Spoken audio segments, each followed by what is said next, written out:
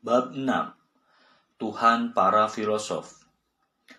Pada abad ke-9, orang Arab mulai bersentuhan dengan sains dan filsafat Yunani. Hubungan ini membuahkan hasil berupa kemajuan kultural yang menurut orang Eropa dapat dilihat sebagai penghubung antara zaman Renaissance dan zaman pencerahan.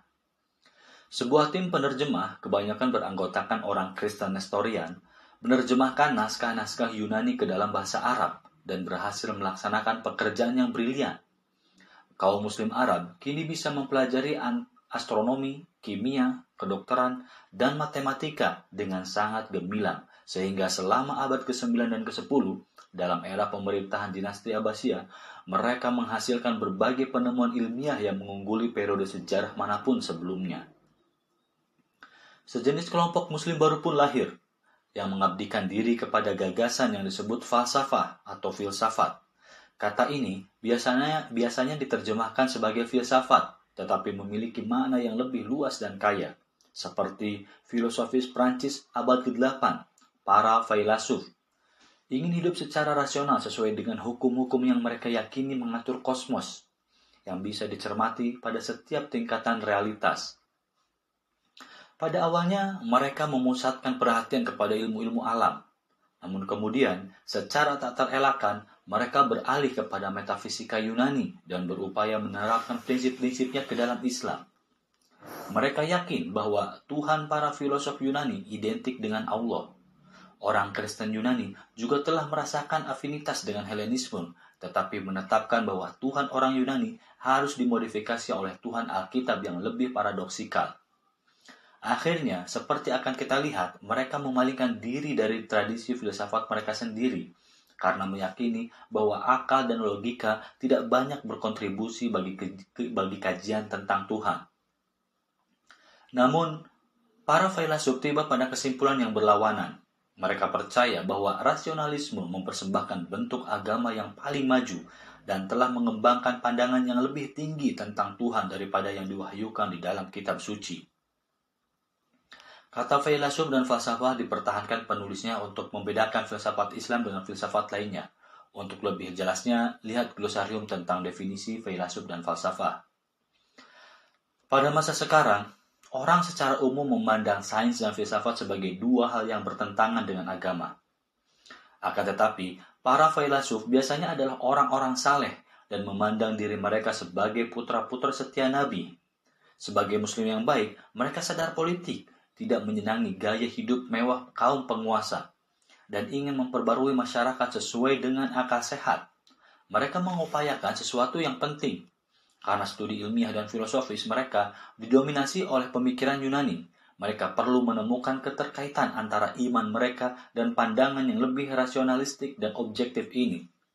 Sangatlah tidak tepat untuk menurunkan Tuhan ke tingkat kategori intelektual tersendiri dan memandang keimanan berada pada lingkup yang terpisah dari persoalan kemanusiaan lainnya.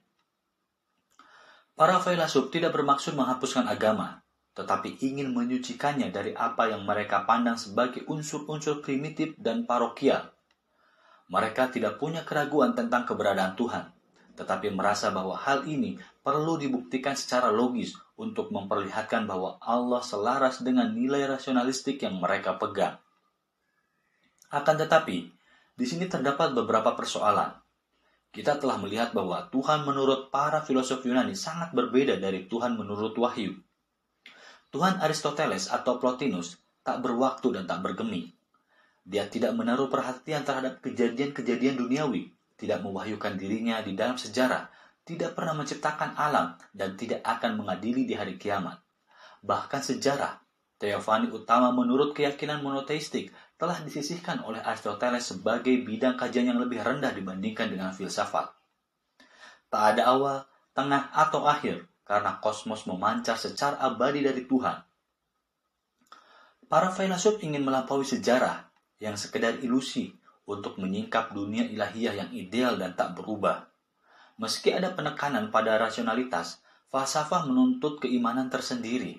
Dibutuhkan keberanian besar untuk meyakini bahwa kosmos yang lebih menyerupai tempat kekacauan dan penderitaan daripada tatanan yang bertujuan ini sebenarnya diatur oleh hukum akal. Mereka juga harus menumbuhkan rasa bermakna di tengah bencana dan kegalauan yang sering terjadi di dunia sekitar mereka. Ada keagungan dalam falsafah, yakni pencarian objektivitas dan visi yang tak lekang oleh waktu. Mereka menginginkan sebuah agama universal yang tak dibatasi oleh manifestasi ketuhanan tertentu atau berakar pada ruang dan waktu tertentu. Mereka yakin adalah kewajiban mereka untuk menerjemahkan ayat-ayat Al-Quran ke dalam idiom yang lebih maju yang akan dikembangkan sepanjang masa oleh pikiran-pikiran yang terbaik dan termulia di seluruh budaya. Alih-alih memandang Tuhan sebagai misteri, para filsuf percaya bahwa Tuhan adalah akal murni. Kepercayaan terhadap alam yang sepenuhnya bersifat rasional seperti ini tampak naif di zaman kita sekarang karena berbagai penemuan ilmiah kemudian menunjukkan ketidaklayakan bukti tentang eksistensi Tuhan yang diketengahkan oleh Aristoteles. Perspektif ini tak mungkin lagi dianut oleh siapapun yang hidup pada abad ke-9 dan ke-10. Namun pengalaman falsafah tetap relevan bagi persoalan keagamaan yang kita hadapi sekarang. Revolusi ilmiah pada periode dinasti Abbasiyah telah melibatkan para pesertanya dalam kesibukan yang bukan sekedar berupa mengumpulkan informasi baru. Sebagaimana pada masa kita sekarang ini, penemuan ilmiah menuntut penumbuhan mentalitas berbeda yang mengubah cara kita memandang dunia. Sains menuntut kepercayaan fundamental tentang adanya penjelasan rasional atas segala sesuatu. Sains juga membutuhkan imajinasi dan keberanian yang tidak berbeda dengan kreativitas keagamaan. Seperti Nabi dan Sufi, seorang ilmuwan juga mendorong dirinya berhadapan dengan wilayah realitas non-makhluk yang tak tertembus dan tak terduga. Tak pelak lagi, ini mempengaruhi persepsi ketuhanan para filsuf dan membuat mereka merevisi atau bahkan meninggalkan kepercayaan lama yang dipegang orang-orang sezaman mereka. Dalam cara yang sama, visi ilmiah pada masa kita sekarang ini telah banyak membuat teisme klasik menjadi mustahil bagi orang banyak. Berpegang teguh pada teologi lama bukan hanya tanda kepengecutan, melainkan juga dapat mengakibatkan hilangnya integritas. Para filsuf berupaya memadukan pandangan-pandangan baru mereka dengan arus utama keyakinan Islam dan menghasilkan beberapa gagasan revolusioner tentang Tuhan yang diilhami oleh Yunani. Sungguh pun demikian, kegagalan besar konsepsi ketuhanan mereka yang rasional mengandung pelajaran penting bagi kita mengenai hakikat kebenaran agama. Para filsuf mengupayakan penggabungan yang lebih menyeluruh antara filsafat Yunani dan agama, melebihi kaum monoteis manapun sebelumnya. Kaum Mu'tazilah dan Asy'ariyah juga telah berusaha membangun jembatan yang menghubungkan wahyu dengan akal, tetapi mereka lebih mendahulukan konsepsi ketuhanan menurut wahyu. Kalam didasarkan pada pandangan tradisional monoteistik tentang sejarah sebagai sebuah teofani. Kalam menyatakannya bahwa kejadian-kejadian konkret dan partikular adalah krusial karena merupakan satu-satunya kepastian yang kita miliki. Asy'ariyah memang menyaksikan adanya hukum-hukum universal dan prinsip-prinsip abadi. Meskipun memiliki nilai imajinatif dan religius, atomisme ini jelas asing bagi semangat ilmiah dan tidak dapat memuaskan para filsuf. Falsafah mereka mengabaikan sejarah yang konkret dan partikular, namun menanamkan ketakziman terhadap hukum-hukum universal yang ditolak kaum Asy'ariyah. Tuhan mereka ditemukan melalui argumen-argumen logis, bukan dalam wahyu partikular yang diturunkan kepada individu-individu tertentu di berbagai zaman. Pencarian terhadap kebenaran objektif dan universal ini menjadi karakteristik kajian mereka dan mengondisikan cara mereka mengalami realitas tertinggi. Tuhan yang tak pernah sama bagi setiap orang yang memberi atau menerima corak budaya tertentu bukan merupakan pemecahan yang memuaskan bagi pertanyaan fundamental dalam agama. Apakah tujuan akhir kehidupan? Anda tidak bisa mendapatkan pemecahan ilmiah yang memiliki aplikasi universal di laboratorium dan menyembah Tuhan yang lama-kelamaan dipandang sebagai milik tunggal kaum muslim.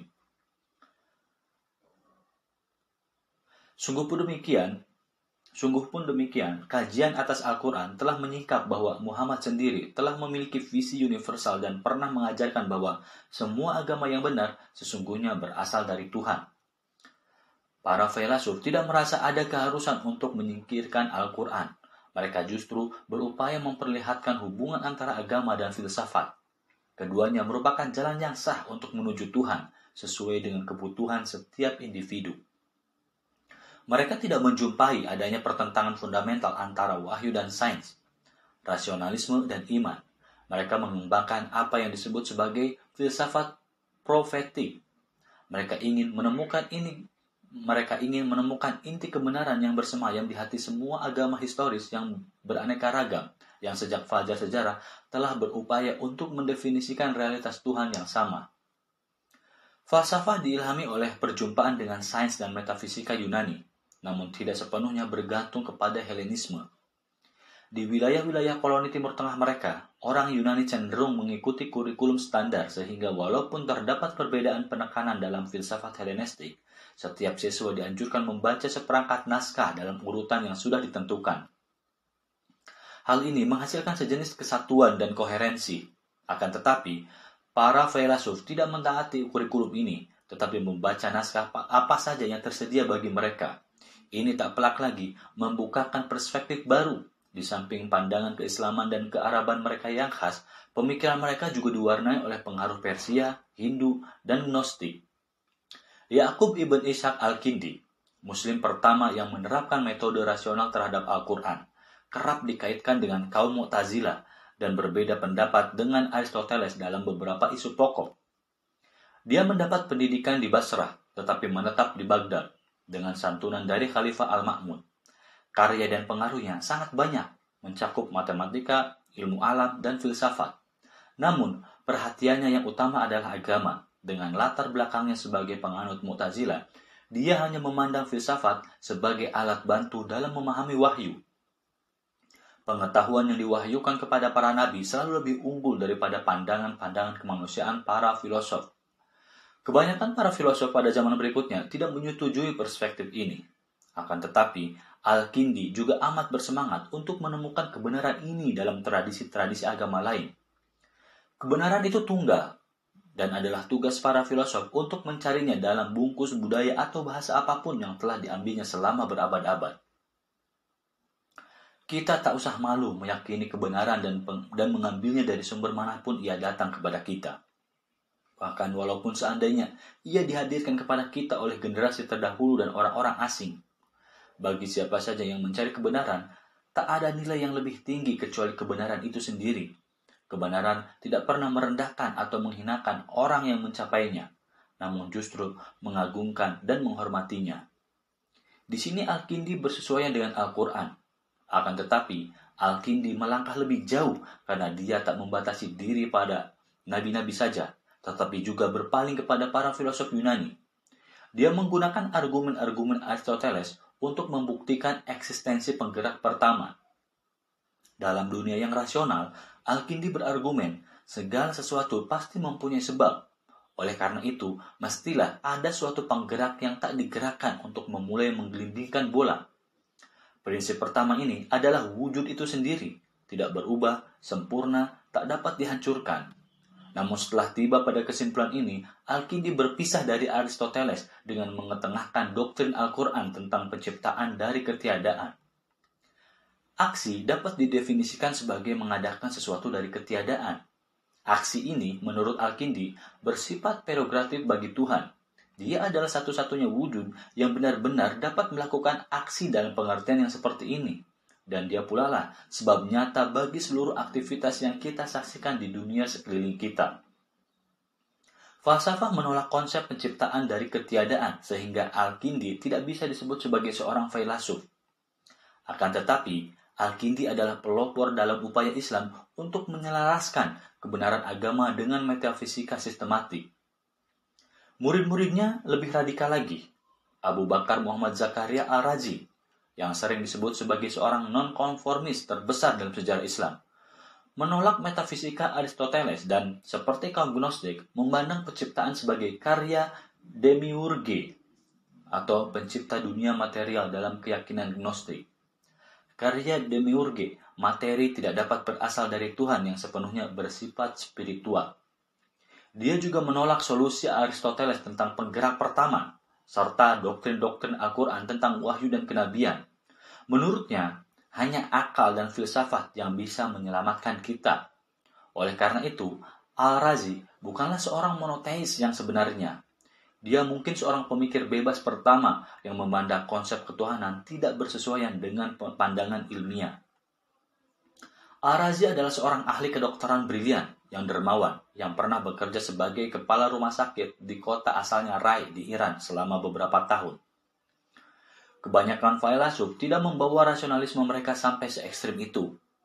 Dalam sebuah perdebatan dengan seorang muslim yang lebih konvensional, Al-Razi menyatakan bahwa seorang filsuf sejati tidak dapat bersandar pada tradisi yang sudah mapan, tetapi mesti mengandalkan pikirannya sendiri karena hanya akal yang mampu membawa kita kepada kebenaran.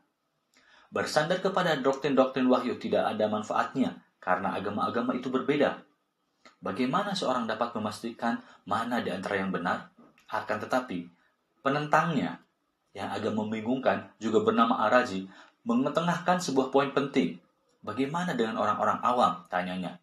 Kebanyakan mereka tidak mampu untuk melakukan penalaran filosofis. Apakah karena itu mereka sesat? Ditakdirkan salah dan tak mendapat petunjuk? Salah satu alasan mengapa falsafah tetap menjadi sekte minoritas dalam Islam adalah karena elitismenya. Falsafah terutama hanya menarik bagi mereka yang memiliki derajat intelektualitas tertentu dan dengan demikian bertentangan dengan semangat egalitarian yang mulai menjadi ciri masyarakat muslim. Filsuf Turki Abu Nasr al-Farabi berhadapan dengan persoalan massa yang tak berpendidikan, yang tidak cukup mampu untuk menerima rasionalisme filosofis. Al-Farabi dapat dianggap sebagai pendiri falsafah autentik dan menunjukkan universalitas atraktif dari cita-cita muslim ini. Dia dapat kita sebut sebagai seorang manusia Renaissance.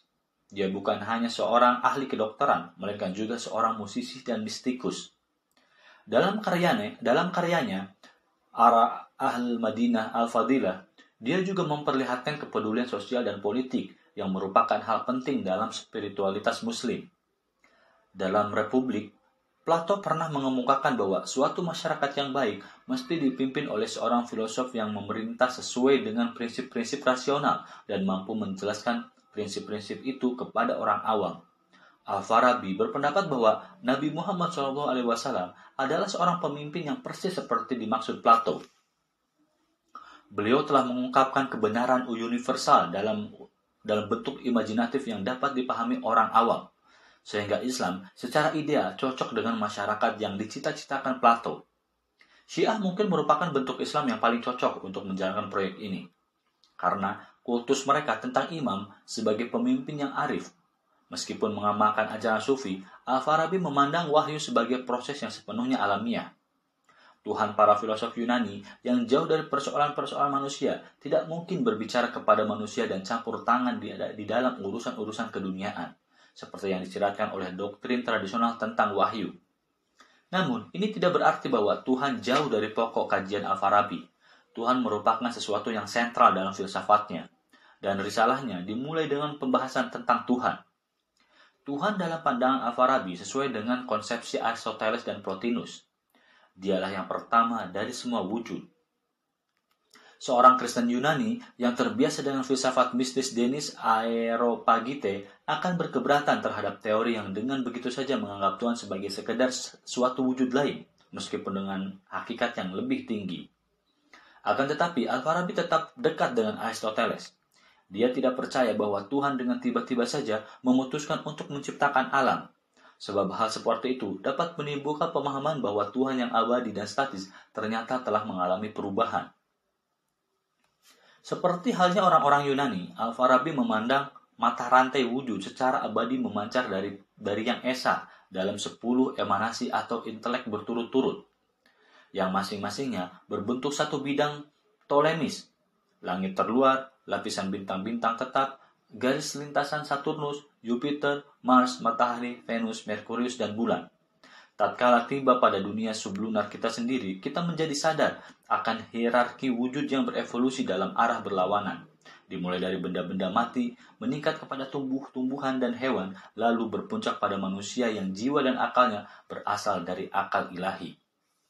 Sedangkan tubuhnya berasal dari bumi. Melalui proses purifikasi seperti yang dijelaskan oleh Plato dan Plotinus, manusia dapat membebaskan diri dari belenggu duniawi dan kembali kepada Tuhan, sumber alamiahnya. Memang di sini terdapat perbedaan yang nyata dengan visi Al-Quran tentang realitas. Namun Al-Farabi memandang filsafat sebagai cara yang lebih unggul untuk memahami kebenaran yang telah diekspresikan pada Nabi secara metaforis dan puitis agar dapat menarik orang banyak. Namun, falsafah tidak diperuntukkan bagi setiap orang. Pada pertengahan abad ke-10, unsur esoterik mulai memasuki dunia Islam. Falsafah adalah satu di antara disiplin esoteris itu. Sufisme dan Syiisme juga menafsirkan Islam secara berbeda dari kaum ulama, para pemuka agama yang berpegang hanya pada Al-Quran dan hukum suci. Para filsuf, kaum Sufi dan Syiah merahasiakan doktrin-doktrin mereka bukan karena ingin menolak orang awam, melainkan karena menyadari bahwa versi Islam mereka lebih berbau petualangan dan banyak pembaruan yang mudah menimbulkan kesalahpahaman. Tafsiran harfiah atau simplistik atas doktrin-doktrin falsafah, mitos-mitos sufisme atau imamologi Syiah bisa membingungkan orang-orang yang tidak memiliki kapasitas, pengetahuan atau mental untuk memakai pendekatan simbolik, imajinatif, atau rasionalistik terhadap kebenaran tertinggi. Dalam sekte-sekte esoterik ini, para pemula secara hati-hati dipersiapkan untuk menerima ajaran-ajaran sulit ini melalui latihan khusus, pikiran dan hati. Telah kita saksikan bahwa orang Kristen Yunani juga pernah mengembangkan pemahaman yang sama melalui pembedaan antara dogma dan kerigma. Barat tidak mengembangkan tradisi esoterik, tetapi menganut interpretasi kerigmatik tentang agama yang dipandang sama bagi setiap orang. Alih-alih membiarkan orang dianggap menyimpang, Kristen Barat justru menyiksa mereka dan berusaha menyapu bersih kelompok yang berbeda pandangan. Di dunia Islam, pemikir-pemikir esoterik biasanya dibiarkan hidup bebas. Doktrin Al-Farabi tentang emanasi akhirnya diterima secara umum oleh para filsuf. Para mistikus, seperti yang akan kita saksikan, juga lebih menyukai ajaran tentang emanasi daripada doktrin penciptaan ex nihilo. Kaum Sufi Muslim dan Kabalis Yahudi tak pernah memandang falsafah dan akal bertentangan dengan agama. Mereka justru sering menemukan bahwa pandangan para filsuf merupakan inspirasi bagi bentuk keagamaan mereka yang lebih imajinatif. Hal ini secara khusus terbukti di dunia Syiah. Meski tetap merupakan bentuk Islam yang minoritas, abad ke-10 dikenal sebagai abad kaum Syiah karena mereka berhasil menempatkan diri dalam posisi pemimpin pada pos-pos politik tertentu di seluruh imperium. Keberhasilan terbesar yang diraih Syiah adalah pendirian sebuah kekhalifahan di Tunis pada tahun 909 sebagai oposisi kekhalifahan Sunni di Baghdad. Ini merupakan prestasi sekte Islamiyah yang juga dikenal sebagai Syiah Fatimiyah atau Syiah 7 untuk membedakan diri mereka dari Syiah 12 yang menerima otoritas 12 imam. Kaum Ismaili berpisah dari Syiah 12 setelah kematian Ja'far as-Siddiq, imam ke-6 pada tahun 765. Ja'far telah menetapkan putranya Ismail sebagai pengganti. Namun, ketika Ismail wafat dalam usia muda, Syiah 12 menerima otoritas saudaranya, Musa, sedangkan kaum Ismaili tetap setia kepada Ismail dan meyakini bahwa garis keturunan telah berakhir pada dirinya. Kekhalifahan mereka di Afrika Utara menjadi sangat kuat. Pada tahun 973, mereka memindahkan ibu kota ke Al-Qahirah yang berkedudukan di Kairo modern, tempat mereka mendirikan Masjid Agung Al-Azhar. Namun, sikap memuliakan imam-imam bukan merupakan antusiasme politik semata. Sebagaimana telah kita saksikan, kaum Syiah yakin bahwa imam mereka menubuhkan kehadiran Tuhan di bumi dalam cara-cara misterius. Kaum Syiah telah mengembangkan kesalehan esoterik versi mereka sendiri yang diperoleh dari pembacaan simbolik atas Al-Quran. Mereka meyakini bahwa Muhammad telah menanamkan ilmu rahasia kepada sepupu dan menantunya, Ali bin Abi Thalib, dan bahwa ilmu inilah yang diwariskan kepada para imam dalam garis keturunan langsungnya. Setiap imam itu mempunyai cahaya Muhammad, An-Nur Muhammad, spirit kenabian yang telah memampukan Muhammad berserah diri sepenuhnya kepada Tuhan. Baik Nabi maupun para imam itu bukanlah Tuhan, namun mereka telah secara penuh terbuka kepadanya sehingga dapat dikatakan bahwa Tuhan telah bersama mereka dalam cara yang lebih sempurna daripada kebersamaannya dengan manusia biasa. Kaum Kristen Nestorian memegang pandangan yang mirip tentang Yesus. Seperti halnya kaum Nestorian, orang Syiah memandang imam mereka sebagai kuil atau perbendaharaan Tuhan, penuh dengan cahaya pengetahuan ilahi yang mencerahkan. Ilmu ini tidak sekedar berupa informasi rahasia, tetapi juga merupakan sarana pengubahan batin. Di bawah bimbingan dai-nya, pengarah spiritual, seorang murid akan diangkat dari kemalasan dan ketidakpekaan melalui penampakan yang jelas. Perubahan ini memampukannya memahami tafsiran esoterik terhadap Al-Quran. Pengalaman primal ini merupakan tindak penyadaran, seperti yang akan kita lihat dalam puisi berikut karya Nasiri Al-Kushrab, seorang filosof Ismaili abad ke-10 yang menguraikan tentang penampakannya atas sang imam yang lantas mengubah hidupnya. Pernahkah kau dengar laut yang mengalir dari api? Pernahkah kau lihat serigala menjadi singa? Mentari bisa membuat kerikil yang bahkan tangan alam pun tak pernah mampu. Berubah menjadi permata, akulah batu berharga itu, matahariku adalah dia, yang dengan sinarnya dunia yang gulita menjadi penuh cahaya. Dalam kecemburuan, aku tak dapat menyebut nama sang imam di dalam syair ini, tapi hanya bisa mengatakan bahwa demi dia, Plato pun bersedia menjadi budak. Dia adalah guru, penyembuh jiwa, pilihan Tuhan, citra kebijaksanaan, mata air pengetahuan dan kebenaran. Wahai wajah pengetahuan, bentuk kebaikan, hati kebijaksanaan, tujuan manusia, wahai sang kebanggaan. Aku berdiri di hadapanmu, pucat, kurus, terbungkus, jubah wol, dan mencium tanganmu seakan-akan itu adalah makam Nabi atau batu hitam Ka'bah. Seperti Yesus di Gunung Tabor mewakili manusia ketuhanan bagi orang Kristen Ortodoks Yunani. Dan seperti Buddha menubuhkan pencerahan yang mungkin dicapai oleh semua manusia, demikian pula watak kemanusiaan imam telah diubah oleh ketakwaan utuhnya kepada Tuhan. Kaum Ismaili merasa bahwa para filsuf terlalu memusatkan perhatian pada unsur-unsur eksternal dan rasionalistik agama dan mengabaikan inti spiritualitasnya.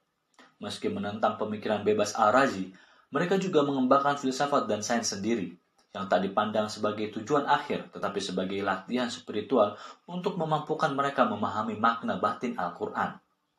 Berkontemplasi tentang abstraksi sains dan matematika memurnikan pikiran mereka dari tamthil indrawi dan membebaskan mereka dari keterbatasan kesadaran sehari-hari.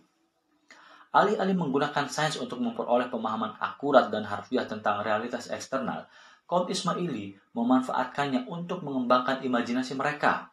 Mereka beralih kepada mitos-mitos Zoroastrian Iran kuno, menggabungkannya dengan beberapa gagasan Neoplatonis dan mengembangkan persepsi baru tentang sejarah penyelamatan. Dapat diingat kembali bahwa di dalam masyarakat yang lebih tradisional, orang-orang percaya bahwa pengalaman mereka di dunia ini sebenarnya merupakan pengulangan peristiwa-peristiwa yang pernah terjadi di alam langit. Doktrin Plato tentang bentuk-bentuk atau arketipe abadi telah mengungkapkan keyakinan perennial ini dalam idiom filsafat. Di Iran pra-Islam misalnya, realitas dipandang memiliki aspek ganda. Ada langit yang bisa dilihat dan langit surgawi yang tak bisa dilihat lewat persepsi normal kita. Hal yang sama berlaku untuk realitas-realitas yang lebih abstrak dan spiritual. Setiap doa atau amal baik yang kita kerjakan di dunia ini diduplikasikan di alam langit yang akan memberinya realitas sejati dan makna abadi. Arketipe langit ini dirasakan kesejatiannya dalam cara yang sama, seperti peristiwa yang bentuk-bentuk yang menghuni imajinasi kita yang sering dirasakan oleh real dan signifikan dibandingkan dengan eksistensi duniawi kita.